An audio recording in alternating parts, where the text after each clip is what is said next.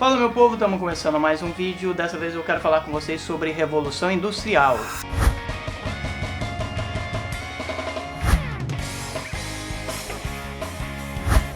Bom, Revolução Industrial, antes de mais nada, a gente precisa saber o que ela é, né? A Revolução Industrial é um período da história do mundo em que houve uma grande transformação na produção de mercadorias que passa da manufatura, do artesanato para maquinofatura, para a transformação mais efetiva que conclui o processo de formação do capitalismo. Como a gente já viu em outros vídeos, esse é um processo longo que envolve um período de transição que fica conhecido como Idade Moderna, que também tem a ver com o mercantilismo que a gente falou no vídeo anterior no canal, que tem a ver com a unificação dos estados nacionais de alguns países na Europa que estavam se unificando desde o século 13, 14, 15. E aí nesse processo todo a gente tem a unificação dos estados e a criação do que ficou conhecido como absolutismo, que a gente também já falou em outro vídeo sobre o iluminismo, onde os reis têm o poder absoluto, centralizado, aquela coisa toda, cuja prática é baseada no mercantilismo, né? Na acumulação de riqueza, do metalismo, da questão da balança comercial favorável, todas essas coisas que vão fazendo parte do processo de transformação, de transição do feudalismo pro capitalismo. Claro que a gente tem uma contradição, né? A importância da burguesia que vai crescendo, a transformação na Europa, a necessidade de mudança do sistema, da mentalidade das pessoas, que vai questionando a igreja, que vai questionando o Estado, que vai promovendo as ideias liberais, liberais na política e também liberais na economia, que tem a ver com essa transformação, né? Essa transição do feudalismo pro capitalismo, que vai ser fundamental para a conclusão do processo da industrialização da Europa. O processo de industrialização que já tinha começado no século XV e XVI, com o surgimento das manufaturas, uma concentração de pessoas no mesmo espaço, deixando de ser familiar e deixando de ser baseado nas corporações de ofício, por exemplo, também, né? Então, do artesanato, que era aquele trabalho manual na casa do mestre artesão, que tinha lá o controle sobre todos os processos de produção, que tinha alguns ajudantes, que vai passando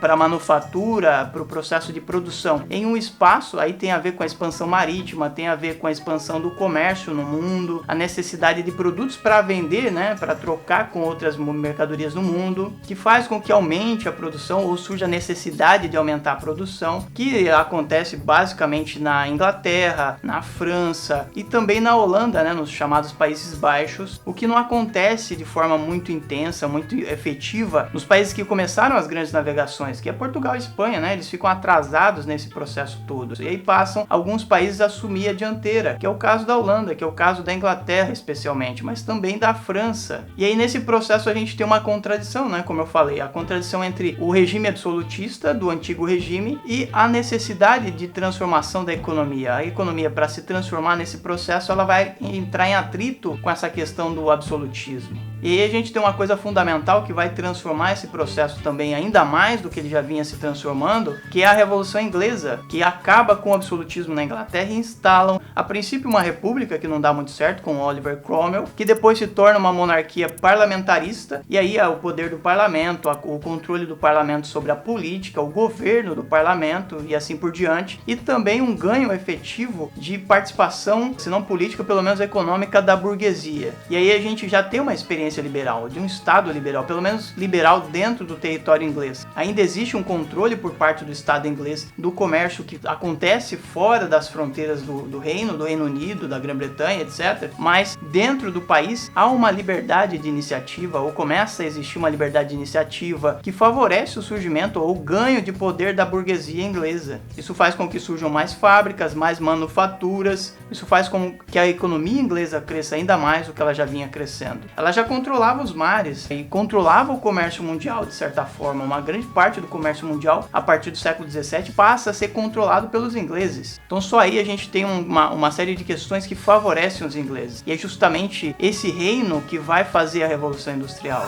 Só que para acontecer essa Revolução Industrial, alguns fatores favoráveis, né? Todos os países estavam se desenvolvendo, esses grandes países que tinham se unificado. A França também estava no mesmo páreo com a Inglaterra até um certo momento. Só que os ingleses tinham uma série de fatores que favoreciam e que acabaram levando ao que a gente chama de Revolução Industrial no final do século XVIII. O primeiro deles é a questão dos vastos capitais que a Inglaterra vinha acumulando, né? Tem a questão da acumulação de riquezas, que os ingleses já vinham fazendo através do comércio, através da pirataria também, através do mercantilismo. Então tudo isso acaba favorecendo os ingleses na acumulação de riquezas, que vai ser fundamental para investir nas novas iniciativas industriais, as manufaturas, o crescimento do comércio. Tudo isso faz parte de um processo que faz surgir capitais na Inglaterra, que faz acumular capitais na Inglaterra. E aí um outro fator que contribuiria seria a farta mão de obra, a mão de obra ociosa que seria usada na indústria. E como é que aconteceu esse processo? Desde pelo menos o século XIV, XV ali, acontece o que a gente conhece como enclosures, ou cercamentos, né? Que o pessoal passa a cercar os campos que antes eram usados pelos camponeses, que eram campos comunais, eram espaços comunais, que passam a ser espaços privados. E a partir desses espaços privados, a produção de lã, a criação de ovelhas, que é tema, por exemplo, do livro do Thomas Morrows, da Utopia, que faz críticas às ovelhas que ganham o espaço dos seres humanos, que devoram os seres humanos, porque elas ocupam um espaço onde as pessoas antes plantavam e plantavam para viver. Muitas dessas pessoas passam a morar nas cidades, passam a ocupar os espaços urbanos e depois vão virar trabalhadores das fábricas. Uma outra coisa que favorece os ingleses é a questão da matéria-prima. Os ingleses produziam a lã, além disso eles tinham acesso ao aço, ao carvão, a outras matérias-primas como o algodão das colônias que eles tinham na América e outros lugares. Então essa facilidade de matéria-prima também vai favorecer o crescimento das fábricas, das manufaturas no primeiro momento, que depois vão se tornar indústrias maiores. E evidentemente para tudo isso acontecer precisava ter mercado. Que tipo de produção você teria se não tivesse mercado, né? Você não teria incentivo, você não teria os recursos e você não teria como financiar essa expansão da industrialização inglesa.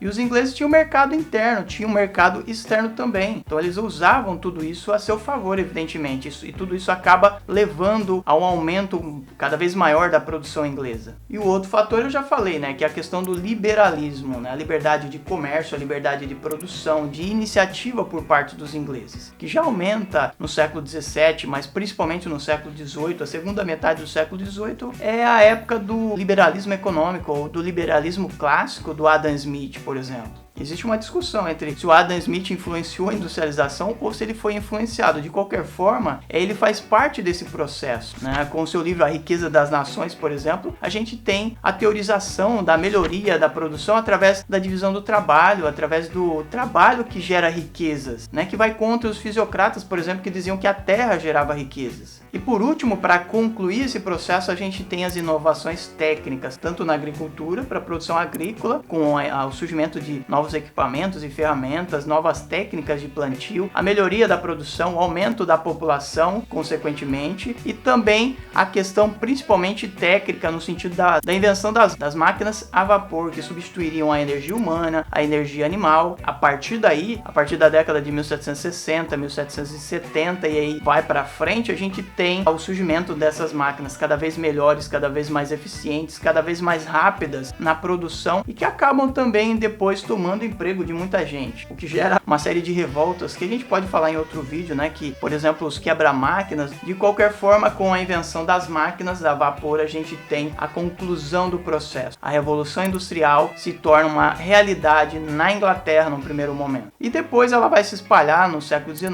para os outros países da Europa, né? Pela Bélgica, pela França, depois pelos Estados Unidos, pela Alemanha quando ela se unificar no final do século XIX. Enfim, esse processo todo que a gente tem como Revolução Industrial começa com os ingleses. Não é à toa que os ingleses passam a ser chamados de fábricas do mundo, porque eles produzem em grande quantidade e na maior parte do que é consumido no mundo. E o mais importante em tudo isso é que o poder da burguesia se estabelece de vez na Europa, né? Num princípio, o poder econômico e vai tomando cada vez mais espaço na política. E aí a gente tem a ideia do Estado burguês, a gente tem a ideia do liberalismo econômico, a gente tem a junção de todos esses fatores que eu falei para vocês, que faz com que conclua-se o processo de transição para o capitalismo. O capitalismo, a partir da Revolução Industrial, está pronto. A gente tem a classe burguesa e também tem cada vez mais a afirmação da classe trabalhadora, dos proletários, principalmente os trabalhadores das fábricas, mas também os trabalhadores do campo.